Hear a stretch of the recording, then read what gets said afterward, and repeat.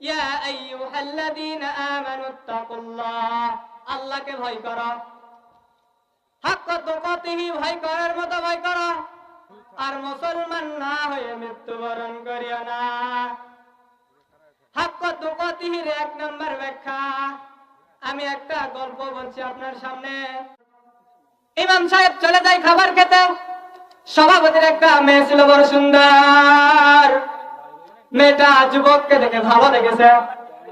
ভালো লাগার কারণে মেয়েটা যুবককে বলে, ইমাম সাহেব আমি আপনাকে ভালোবাসি। যুবক বলে, না না না, আই লাভ ইউ ইয়োর আল্লাহ, আমি আমার আল্লাহকে ভালোবাসি। মেয়েটা আবার তার উপরে এরকম করলো। যুবক চিন্তা করে, আমি একজন আলেম মানুষ, আমি একজন খতিব, আমি কিভাবে অবৈধ কাজে জড়াতে পারি? তিনি অবৈধ কাজে জড়াবেন না, তিনি চলে গেলেন মসজিদে। মেয়েটা তার বাবাকে ডাক দিয়ে বলে, আমাদের ইমাম সাহেব খুব ভালো, তাকে একটু দাওয়াত দেন। ইমাম সাহেবকে দাওয়াত দেওয়া হয়ে গেল। মেয়েটা খাবারের প্লেটের ভিতরে কয়েক হাজার টাকা রাখলো।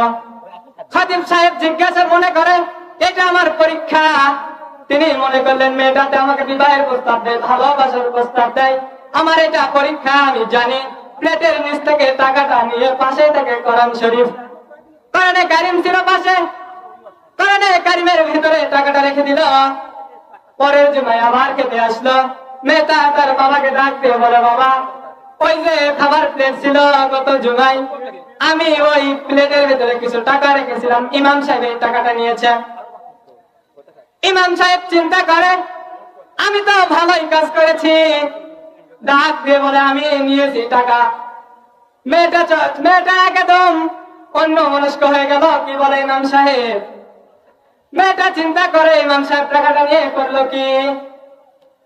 ইমাম সাহেব বলে, সভাপতি সাহেব আপনার মেয়ে আমাকে এই প্রস্তাব দিয়েছিল, উনি টাকাও রেখেছিল, কিন্তু আমি ওনাকে পরীক্ষা করার জন্য, উনি যদি দিনদার হয় এই জন্য টাকাটা নিয়ে আমি কোরআনে কারিমের ভেতরে টাকাটা রেখে দেই।